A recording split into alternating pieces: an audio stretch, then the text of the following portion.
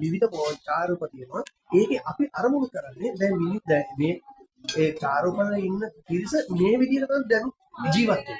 ඒගොල්ලෝ අපිට කියන්නේ අපි කියනවා මේ ජීවත් වෙන එක මෙහෙම නෙවෙයි වෙන්න ඕන. තවත් අපි ලාංකිකයද දැන් මේක දැන් මේ ෆොටෝ දැක්කම කැරණි එකක් විතර ඔයගොල්ලෝ හිතන්න එපා.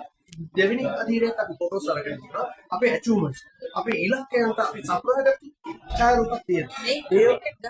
ඒවා තමයි අපි බලාපොරොත්තු වෙන්නේ. දැන් අපි වතු කරේ ගත්තම වෛද්‍යවරුන් බී වෙලා ඉන්නවා, ඉංජිනේරුන් බී වෙලා ඉන්නවා, ගුරුවරුන් ඉන්නවා, දනු කරන පිරිසක් විතර නෙවෙයි ඉන්නේ. එතකොට අපි තවත් අපි උත්සාහ කරනවා ඒ දේ තව ඉදිරියට ගෙන්නන්න. ඒ වගේ ගම්මානයක අපි ජීවත් වෙන්න තමයි අපි උත්සාහ කරන්නේ.